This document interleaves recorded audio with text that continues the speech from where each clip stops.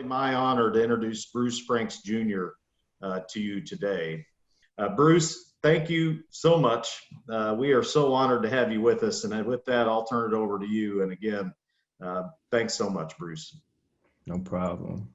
Thank you, Brent, so much. And thank you to Missouri Behavioral Health as a whole for allowing me this opportunity to speak, y'all. Anybody that knows me knows I'm direct, I'm upfront, I'm intentional, and I am unapologetic in all of my fights, all of my stances. And so it's no different when it comes to mental health. So before we get started, what I need um, everybody to do, and I'm just gonna trust that y'all doing it. I just need everybody to take a deep breath and then let it out.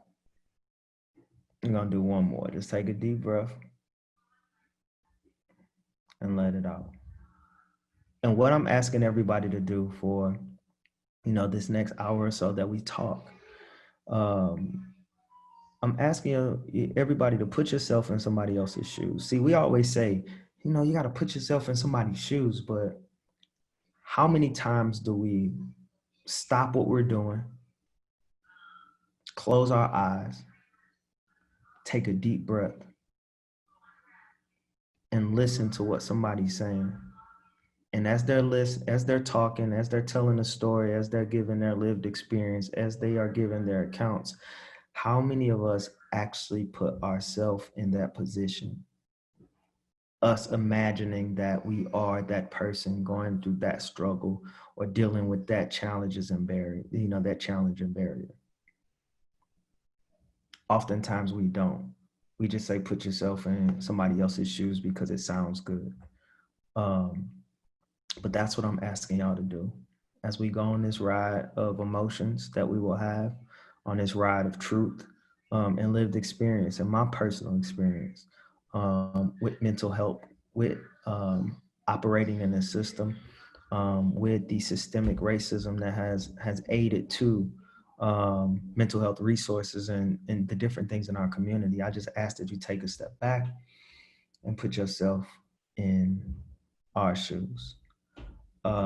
Right now, we're going to go to a quick clip of something I want to share with y'all that I'm very proud of.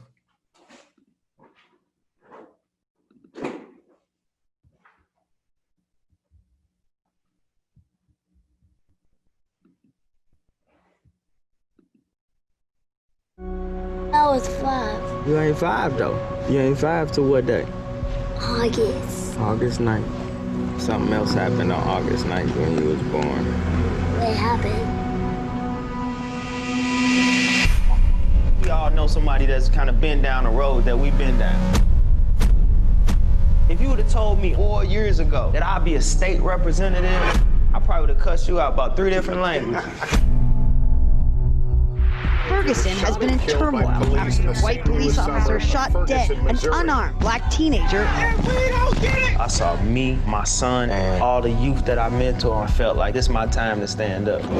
If we have representatives that don't understand my community, what legislation can I get through? Last year we had 200 murders. Youth violence as a public health epidemic. I spent half the year going to memorials. It's starting to get to me mentally. Being a state rep and being a battle rapper is the exact same thing. You want to know folks who oppose what kind of fight they're going to put up. He write balls, I write bills. What's levels to this? What I've learned is that telling your story is going to help somebody.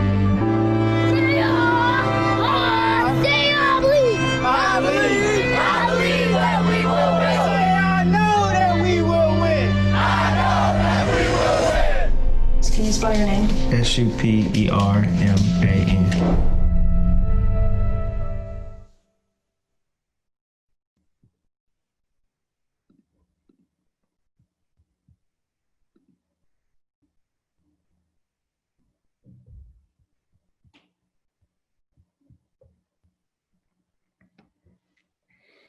So remember, I asked everybody to just take a walk, right?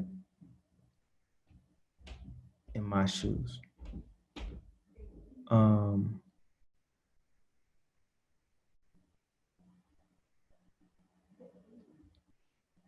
January 2020, I was nominated for an Oscar. January 2020, St. Louis Superman was nominated for an Oscar.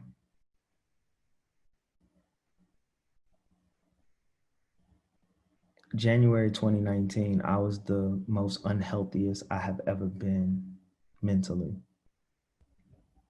I was the most unhealthiest I've been physically.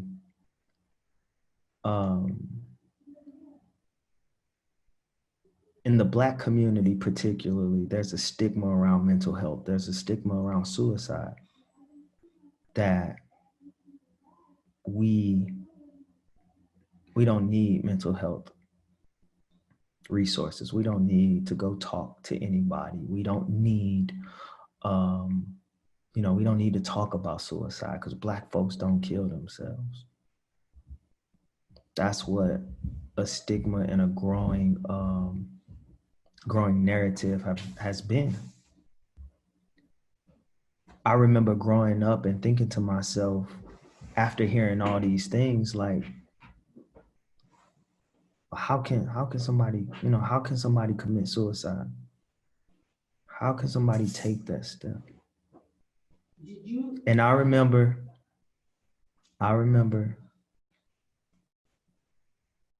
December 2018, that was my moment.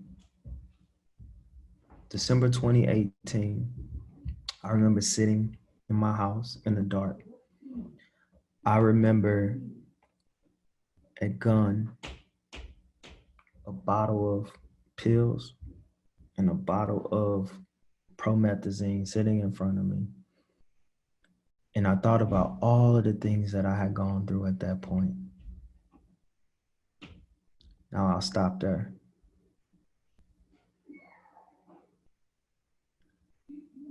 In 1991, my brother was killed. When he was 9 years old, I was 6. Imagine being a young person. Imagine your brother. Imagine your sister. Imagine the closest person to you as a kid is killed at the hands of a gun in your community. And I remember having all these different types of emotion, but never really knowing where to put them at, never really knowing how to express them. And I remember people telling me when I was young, "You're too young to be depressed. You're too young to be down and out." When my 9-year-old brother was killed. And when we talk about mental health in the Black community, when we talk about mental health amongst our young people, that is why our young people won't have these conversations. That is why our young people don't speak up and speak out, because there's a level of judgment that comes with that. And it's a certain idea that that minimizes their pain, that minimizes what they're going through when you tell them, "You're too young to do this. You're too young to be going through this." I know people who have lived 50, 60, 70 years before they lost a sibling. And I only had to be on this earth 6 years to witness that. Transition throughout life, you go throughout life. And to this day, I've been to 200 funerals. I've been to 200 funerals. That weighs in on you. That weighs in on your mental health. That weighs in on your anxiety. That weighs in on your depression. That weighs in on your survivor's guilt when the folks that you are losing are the same age as you. That weighs in on your survivor's guilt when you are losing the very young people that you are trying to save each and every day. And yes, I started this off by talking about January 2019 and December 2018, but I'm gonna tell you how I got there. So imagine being in this community. Imagine being in this community and you finally you finally find something to fight for. Unfortunately, it takes a tragedy. It takes the death of a young Black man to take you there. I had seen folks in my community killed at the hands of gun. I had seen folks in my community killed by the police. I had seen police brutality. Everything that I fight for today, I had been seeing my whole life. But being where I'm from, we were taught that the things that we are going through is normal. This is normal. It's normal to go through these things. We're tough. We've been here for 400 years. We've been on this earth and fighting, and this is what it's about. That's what we were taught. And so those things that I saw each and every day became normal to me. It became normal to see police brutality. It became normal to see gun violence and intercommunity violence within my community. It became normal. August 9th, 2014, I realized it wasn't normal.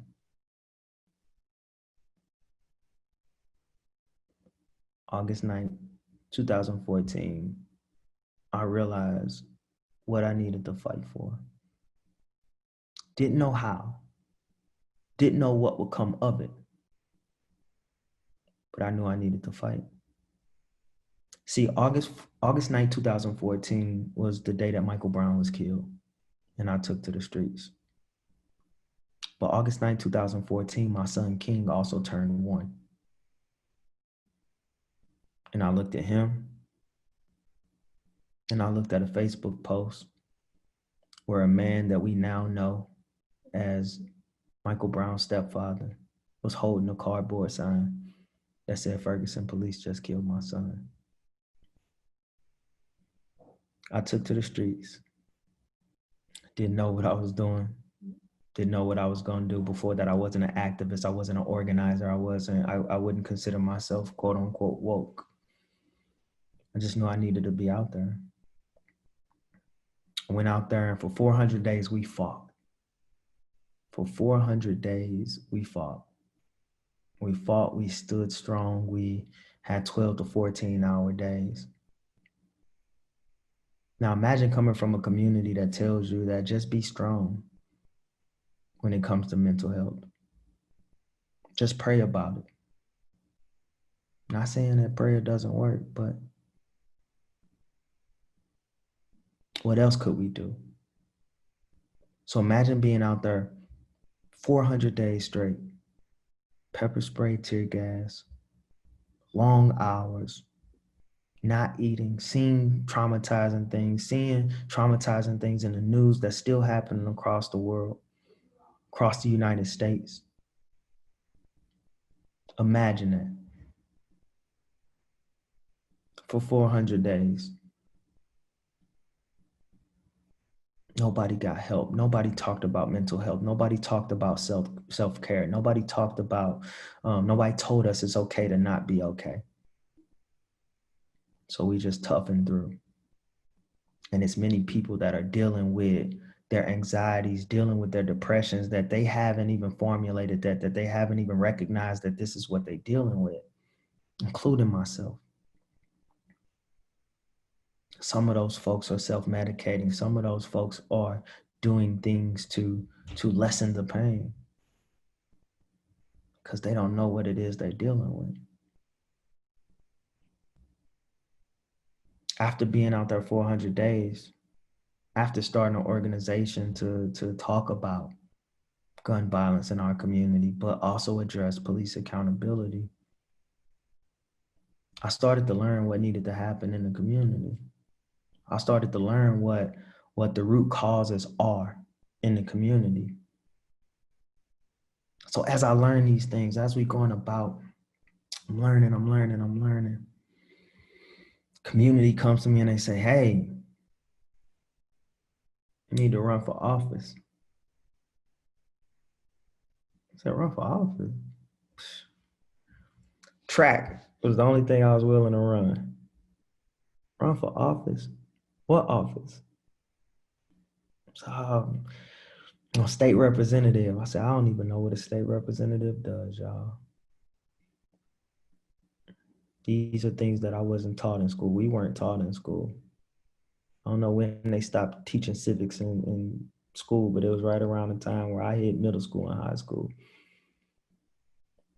They talked about voting. I come from a community that not only has a stigma on mental health, but they got a stigma about voting. My vote doesn't count. Why would I vote? The system's set up to be the way it is. And if you go back to the first thing that I said of putting yourself in somebody's shoes, you can start to understand why people feel that way about electoral politics, about civic engagement. When they look around their communities and they see the same thing that they've seen for years, who's going to believe that their vote counts? When no matter who's in office, they are losing loved ones each and every day. Who's going to believe in the civic engagement process? When they don't have the resources that they need, and nobody's fault to put the resources that they need in the communities that those resources were stripped out of, who's going to believe in that process? So that's where my mindset was at. But I had these conversations. I talked to the community. I was in the community, and they said, you know what? We want you to run. So I began to knock doors and ask questions. I began to say, hey, what does a state representative do in your eyes? What would you like the next state representative to do? What would you like to see in the next elected official that you vote for? What type of elected official would you like? And I remember talking to a constituent, and she told me, and I've kept this with me, and I use this in my speech, and she said that you need to be somebody's favorite teacher. I said, what you mean? She said, imagine your favorite teacher. Who's your favorite teacher? And I was like, okay, I remember my favorite teacher. And she said, did that teacher make you want to come to class? I said, yep. She said, did you get good grades in that class? I said, yep. She said, did that teacher make you want to do the work? I said, yeah. Did that teacher make you feel like the work that you were doing was worth it? I said, yeah. She said, did that teacher make you feel like you were worth it? I said, absolutely. Did that teacher empower you? Did they uplift you? I said, yeah. She said, that's the type of elected official you need to be. You need to be one that's going to empower and uplift. You need to be one that people are going to be excited about, but you need to be one that's going to do the work where people are going to know what you stand for. And I took all of that with me. I took all of that with me, and that's something that I live by. And so as I'm running for office, y'all, we're running for office. Put yourself in my shoes now. Where we at now? Put yourself in my shoes. 1991, my brother was killed. We've been through all of these funerals with gun violence. We go through August 9th, the death of Michael Brown. Now we're out here in the streets in 400 days straight. There's a lot of trauma out here. There's a lot of PTSD out here. There's a lot of things that we're dealing with that we still haven't identified. So now I'm talking about running for office.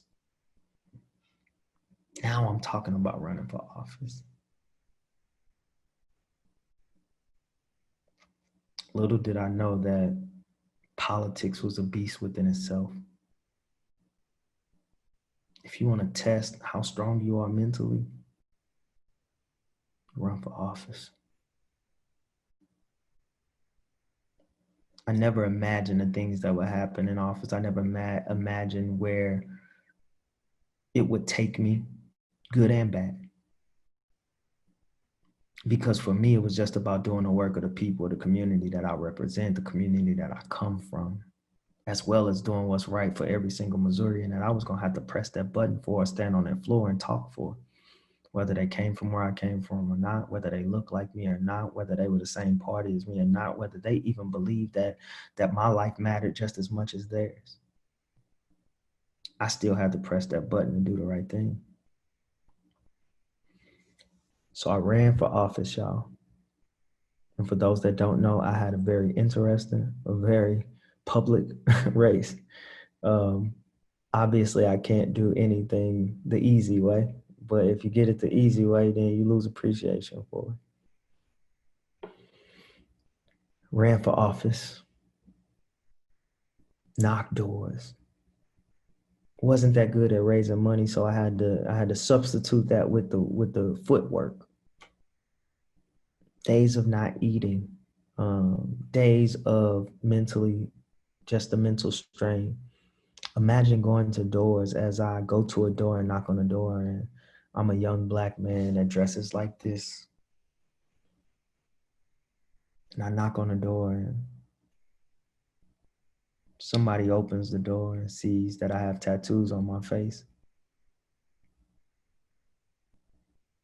Said, "That you're running for office? Those things on your face?" I said, "Yes, ma'am. What is it?" That has nothing to do with where my heart is or my fight is. I can tell you my platform. If you'd like to know, I don't want to hear that. Why would I vote for you? Slam the door. That didn't just happen one time. Just imagine how many times that happened in a state like Missouri, in a city like St. Louis. Because we're going to be honest here, y'all. In order to get to where we need to go, in order to get to where we're going, we got to recognize where we've been and that path that's led us there, and those bumps and those roads. And that goes for history as well. That didn't just happen one time. That happened a lot of times. Imagine the mental strain of knocking on doors in communities where you live just 3 streets away, and people look at you like you live an ocean away. People look at you like you are from a different world, like you are from a different planet. And we live in the same zip code. That depression, that anxiety is real. I dealt with that the entire time I knocked doors, the entire time I ran for office, because the community that I ran in, I had some of the richest and most flourishing places in the city of St. Louis, but I also had some of the most strained, some of the most depressed, some of the most poverty-stricken communities as well. I would go from a place where the median income was $13,000 to $15,000.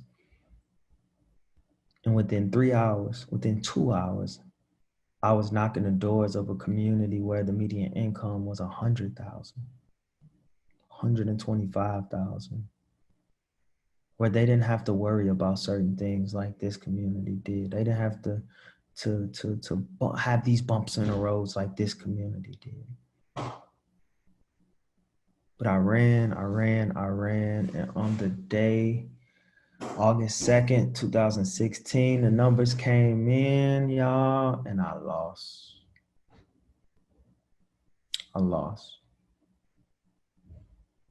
Imagine that strain of doing all of that work, running a good race, driving voter turnout by 1,600 votes, getting the most votes in our district history, and still losing. But I realized that, I was here. Never ran for politics a day in my life, never knew nothing about politics, and I lost with less than 1.5% of the vote. It was neck and neck. I lost by that much. Oh, I'm good. I'm ready. What's next? In my head. That's what I was thinking. And then, the universe works. The universe works in mysterious ways. Something was brought to my light about our race, so I decided to say, hell, let's look into it. And I looked into it and said, oh no, we're not doing that. No, you're not taking the election away from us. You're not taking this hard fight away from us. Hard as we fought, we supposed to sit back and, no, we're not. So we fought, y'all. Now we have to take it to a legal battle. Now I have to operate more in a system that wasn't built for folks that look like me. But I have to trust the system. I have to trust that the system is going to do the right thing. I have to trust that the system is going to do the right thing for a young Black man in 2016. That comes with anxiety and stress within itself. It comes with a level of depression within itself. We fight, we fight, we fight. We have to run a short race in a short period of time. We end up winning, and they say, "All right, you got a new date. You got a new date. September 16, 2016 will be a day I always remember." It was a Friday. It rained. It stormed.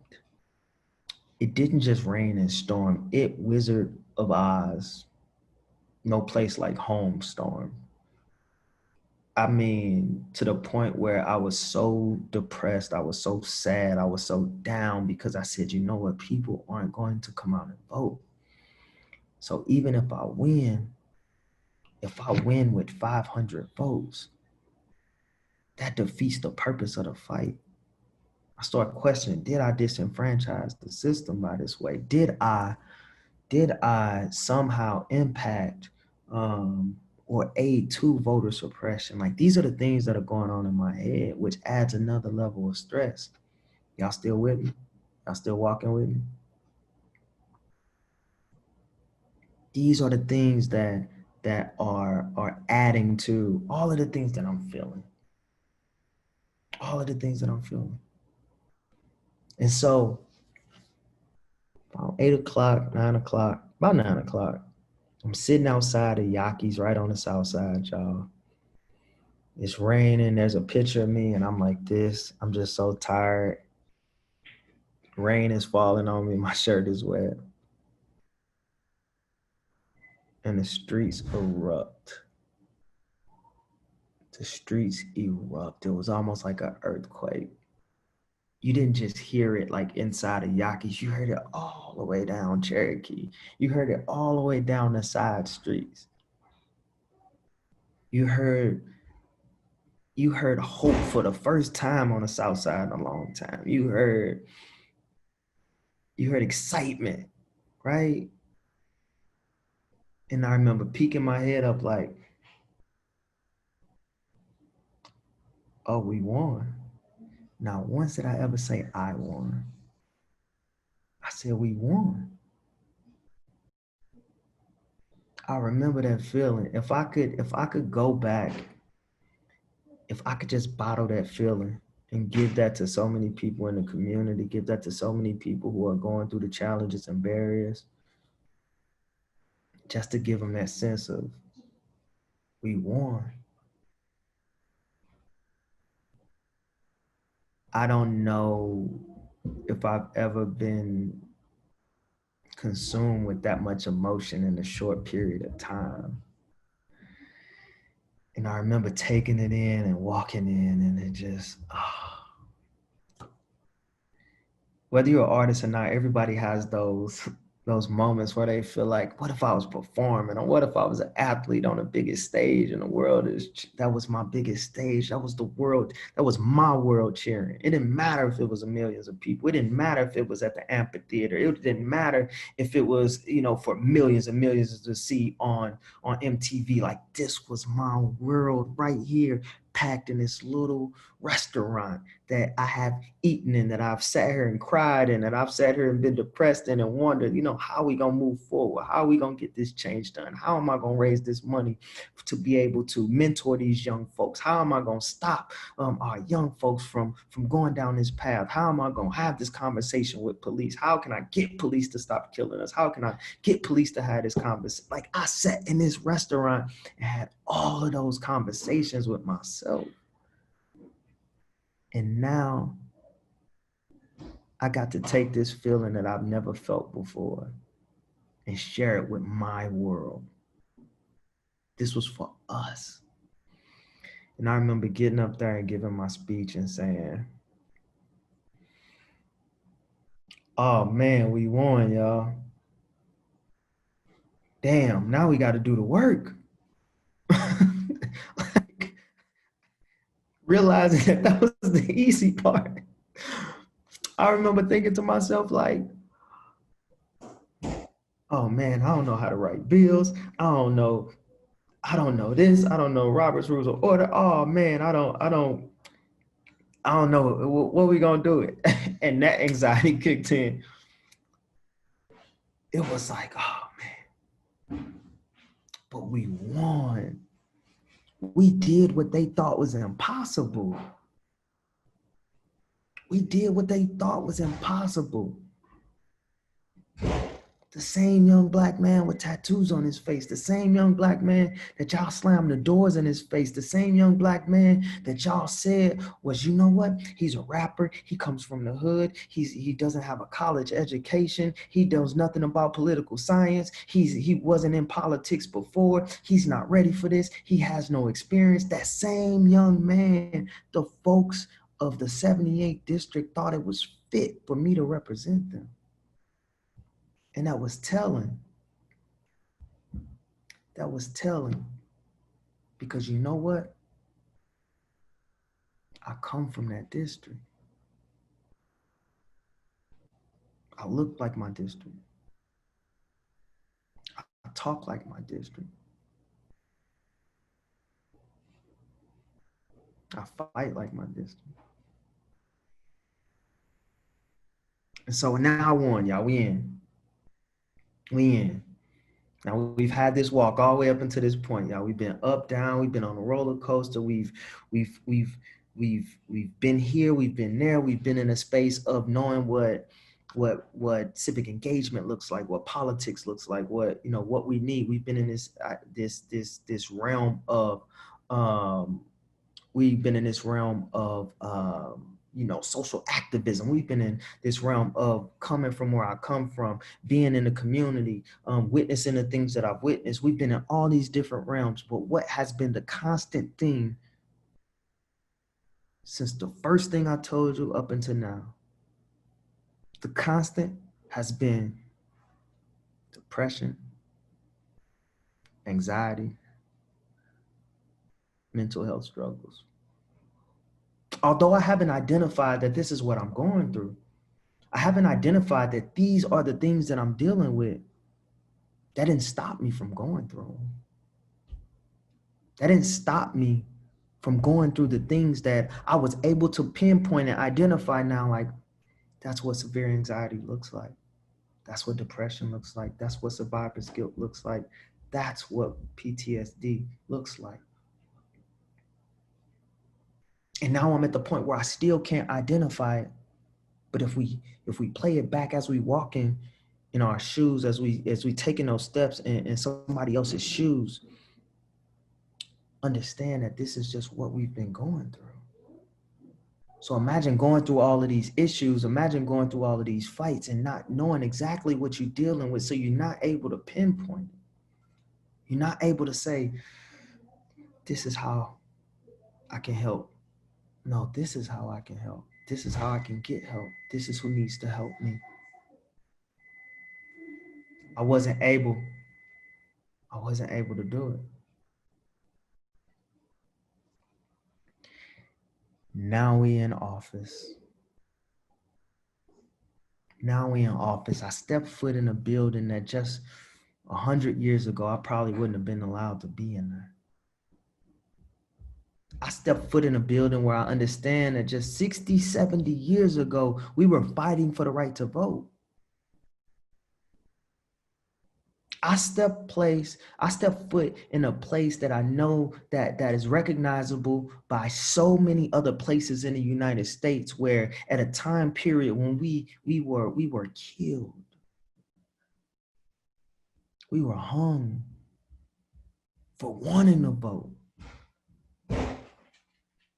And now I walk through the halls of a place that no matter how long I serve, I'll be on these walls for the rest of history. I'll be on these walls forever. They will be able to go and say the 99th General Assembly, the representative for the 78th District, was none other than Bruce Franks Jr., battle rapper, activist, father, Big fan of Rod Stewart. Tattoos on his face from 4300 Gibson right on the south side. The man who had seen so much by the age of 33. That had seen enough for 3 lifetimes. Those young black boys that's gonna walk through those halls, those young black boys that are gonna walk through those halls on field trips and stop and point to that picture and say, he looked like me.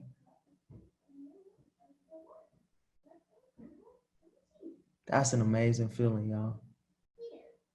But little did I know what I was in store for. I fought to put money into the budget, y'all.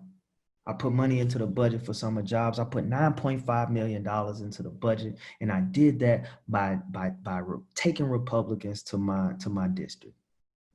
I said, listen, I can talk to you all day about the challenges and barriers of my community, but let me show you.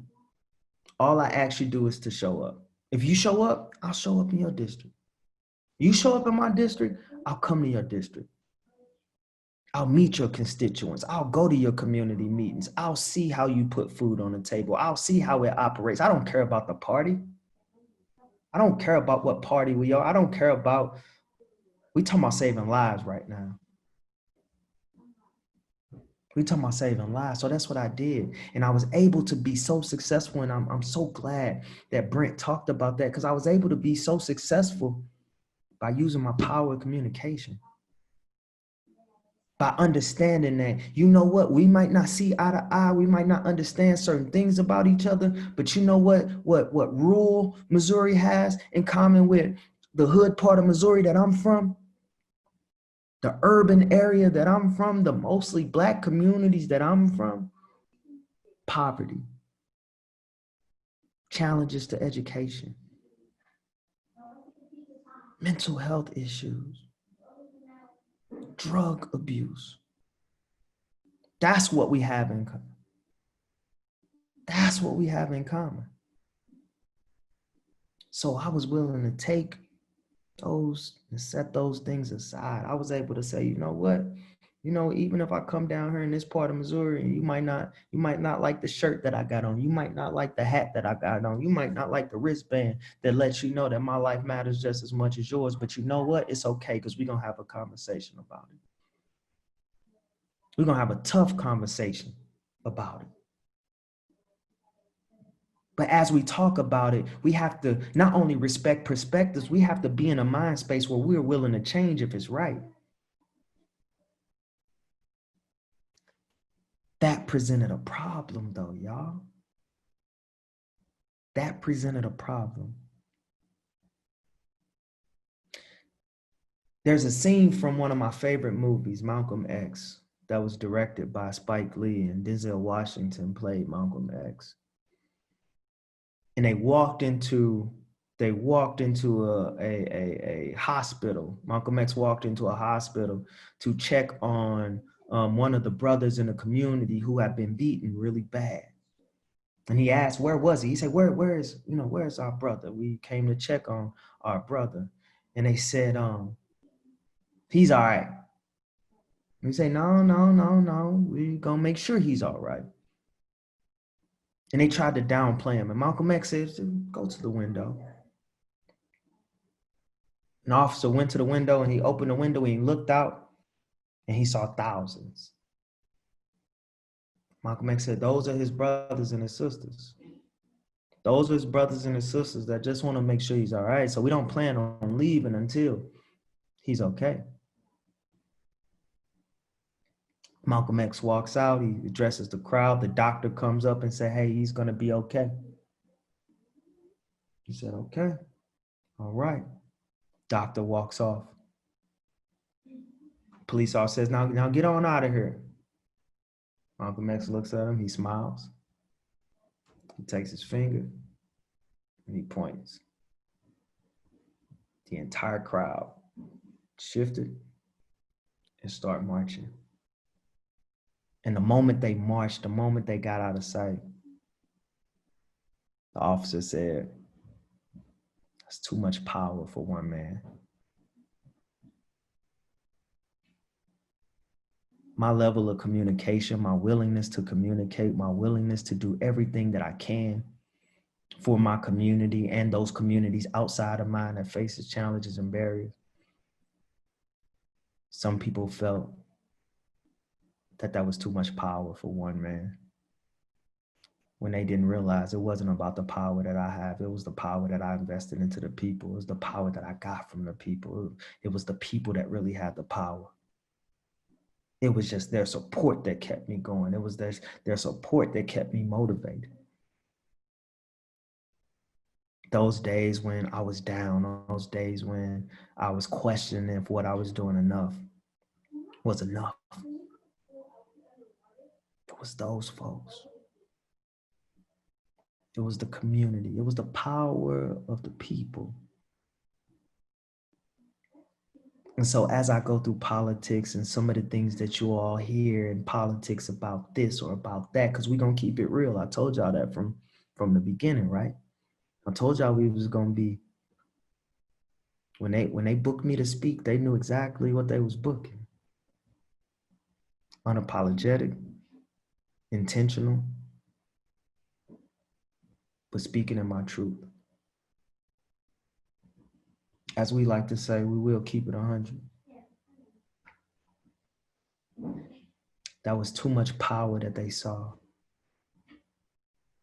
Change is uncomfortable. Change is uncomfortable. And there's one part that we talked about when we talked about systemic racism. We talked about dismantling racism. The reason why we haven't been able to dismantle racism, the reason why we haven't been able to truly dismantle systemic racism is because for the majority, change is uncomfortable. Change causes you to identify what certain issues is. Change causes you to identify what are the things that you've done to aid to said problem. But what folks got to understand is no matter how uncomfortable change is, it's inevitable. It's inevitable. And the things that change and the way that we change and the processes that we take to change are dependent on you. Why not be on the front end of that change to make sure that folks have equal access to healthcare? Why not be on the front end of that change to understand how mental health has aided to a lot of the things in our community? And when you don't have the resources you need to treat undiagnosed mental health issues, then we are forced to address these issues on the back end. So what part of that change will you be enacted in, right? Where will you begin your change? Will you begin your change on the front end, or will you begin your change on the back end? Because when you begin your change on the back end, then it's reactionary, right? It's a reaction. But when you begin your change on the front end, it becomes proactive. It becomes preventative. Rather than having tragedies happen, rather than having systems put in place that force people into poverty, that force people into these different realms of socioeconomic ways, why not address it from the front end? We all got the power to do that. We all got the power to do that. Every single person that is within the sound of my voice that can see me has the power to do something to be on the front end of change. Whether it's your practice, whether it's your position, whether it's your voice, whether it's your influence, whether it's your platform, whether it's your household, whether it's something that you do each and every day in life, you have the power to be on the front end of the change that we need, especially when it comes to mental health. Because when we start making resources,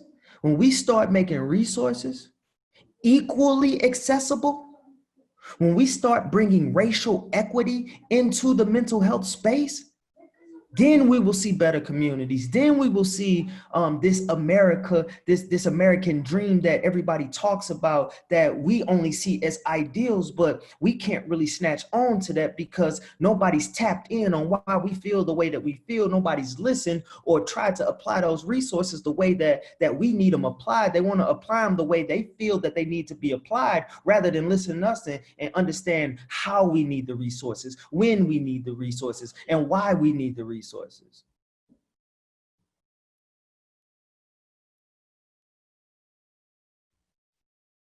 As you walk in our shoes, as you take these steps, as you close your eyes and imagine going through these different things, understand that what I went through in office, I fought every day. I fought Sunday through Thursday in Jefferson City, drove 2 hours home, only to continue fighting, only to continue mentoring, only to continue to learn how to compress gunshot wounds, and I've never been to med school. Only to be there in the trenches when the community needed me. Only to be at the murder scenes, only to be at the crime scenes, only to be at the police-involved shooting scenes, only to be at community meetings, only to be at the every waking call of my young people, only to be the resources that have been stripped out of our communities. I felt like I could be that. I can be that resource. I could be whatever resource you needed me to be. But they came with a price. That came with a toll. That came with anxiety, depression, that I was able to identify. So all too often what we see in the system is the system will try to take down those. We're trying to take down those who actually do the work, because I hold dear in my heart that everybody that's tuned in today, you could have been a whole lot of different people. I mean, you could have been a whole lot of different places. You could have been doing different things right now, but you took the time to tap in on this particular keynote for an hour. That doesn't say to me, these are folks that don't want to change. These are folks that don't want the change. These are folks that don't want to see better in our community. These are the folks that don't want to see mental health resources provided equitably in our community. That doesn't tell me that. That tells me that, you know what? Y'all want to be on a change. Y'all want to be on the front end of change. Y'all want to be on the front end of change. That's what this is telling me. But what y'all have to understand, there are so many people in this system that don't want to be on the front end of change, because it's so much prosperity for them being on the back end of change. That's facts, y'all. That's lived experience. I'm not telling you a myth. I'm not telling you something that I heard. I'm telling y'all the truth. I know y'all want to be on the front end of change. I know y'all want to see it change. Want to know why? Because there's no prosperity. There's no prosperity in keeping people down. There's no prosperity in not providing mental health resources for the most vulnerable. There's no prosperity in continuing to not have access to mental health resources in our Black and brown and poor communities. There's no prosperity for y'all. I was a threat to the system. And so they came for me. They came for me in the ways that they've come for loud Black leaders. Historically, y'all. They tried to assassinate my character when they couldn't assassinate me physically. They tried to bring me down. And they knew where to go. I'm passionate about my fight. I don't care what happens to me. I care what happens to my people. I care what happens to those who I'm fighting for each and every day. I care what happens to our most vulnerable. I care what happens to those who don't have the power to speak up, or feel they don't have the power to speak up, or feel they don't have the voice of the platform. That's who I care about. So when that is taken away from me, when that opportunity to help, when that opportunity to be there is taken away, now I've identified what depression, anxiety, and suicide looks like. And I decided to step away from office because it was too damning. It was too much on my mental health. It was too much on my body. It was too much for me physically. So in 2018, as I go through my struggles on August 20th, 2018, I lost the closest person to me. I lost my God brother, my best friend. He was the best man in my wedding. I lost Sylvester Hamilton.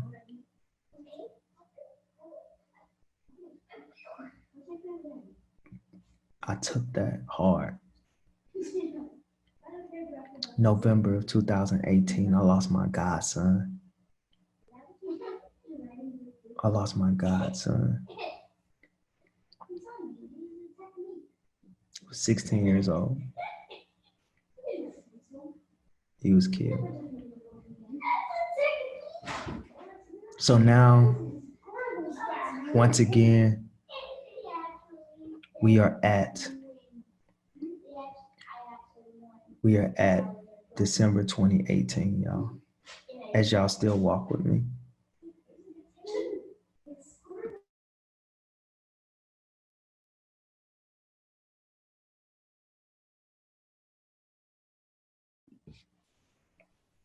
We're at 2018. We are in that room that I told y'all about in the beginning. We are sitting there with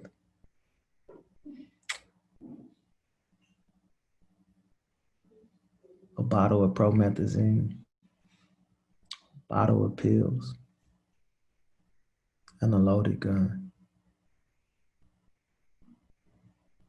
And as I stare, I am thinking to myself, I've been through a lot of pain.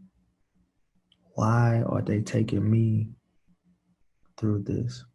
Why are they dragging me in the mud? Why are they assassinating my character when they know the only thing I care about is the community? Why would they be affecting me this way? Why would they say these things about me? Why would they uplift these things about me knowing that they're not true? And I made logic in my head that this was a sign. I had the power to do something about that. I had the power right now. I had options to take away that pain. I had options to think about, to say, you know what? I ain't got to deal with this no more. Maybe they'll miss me when I'm gone. Maybe they will feel hurt enough not to do this to somebody else. Those are the thoughts that are going through my head as I look at these three things that I saw as resources, that I saw as change, that I saw as, you know what? I know what I need to do. Looking back on that day, two of the scariest things that you can put together is somebody who's not afraid of death, somebody who's contemplating taking their life. I fought in the streets of Ferguson. I faced down assault rifles from police and military. I've seen gunfights. I've been in gunfights. I've seen this in my community. I've stopped gunfights with no gun.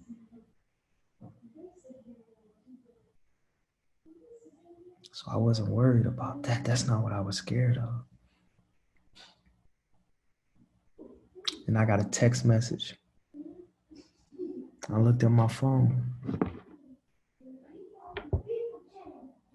It was Smriti Mundra. My family, my sister now, but she is somebody.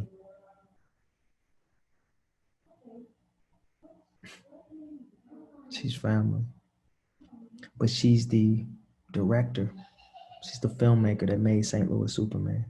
By this time, we have been filming. She texted me. She said, "Are you okay?" I said, "You know what? I'm not." She said, "I felt it on my heart to text you." I said, "You'll never know. You'll never know how much this text meant." She said, "I got something that's going to make you feel better." I said, "What?" She sent me the first copy of St. Louis Superman. And for the first time, I got to see the work that I do. For the first time, I got to identify the work that I do. The opening scene, I saw my son and I realized, oh man, what was I doing? Oh, it's all worth it now. I realized the ripple effect that would cause if I was to do something.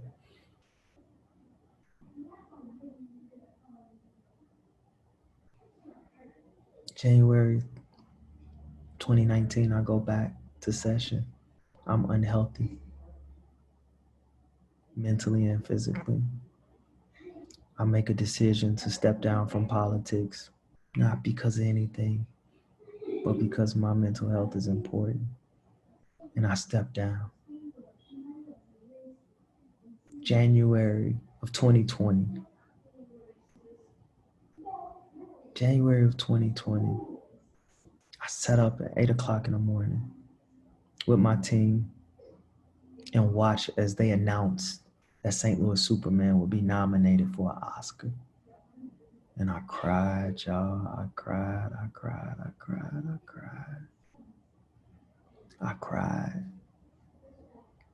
cried because just a year ago, they were dragging me through the mud. Just a year ago, I was the most unhealthy I had ever been. Just a year ago, I almost took my own life.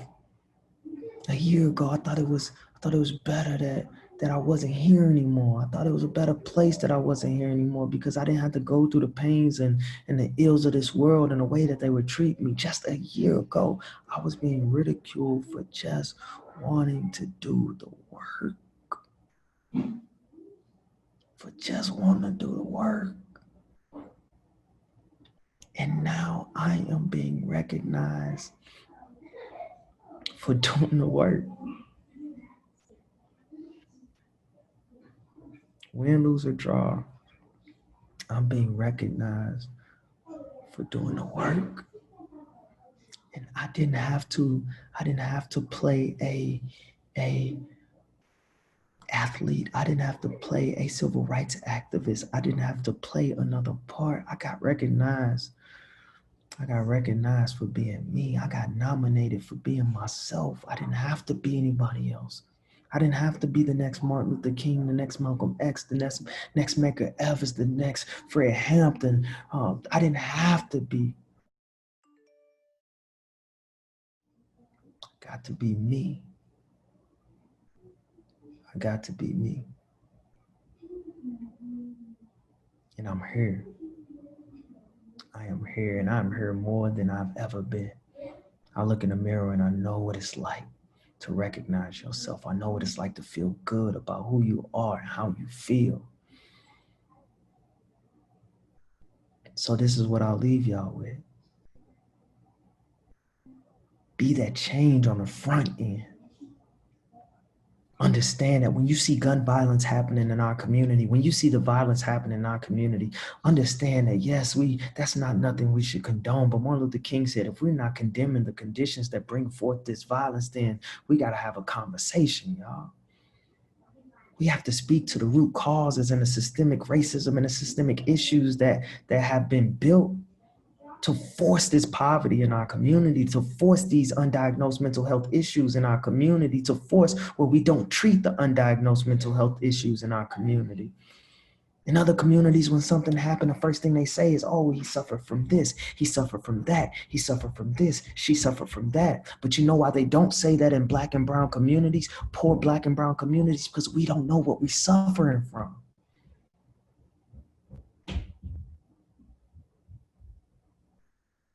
So to answer the question, the way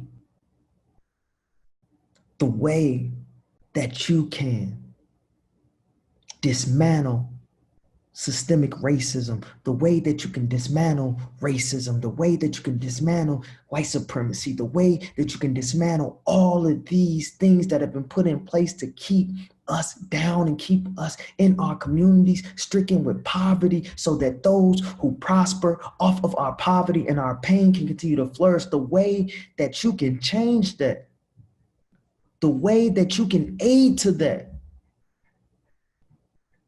is by being on the front end of change. I appreciate y'all.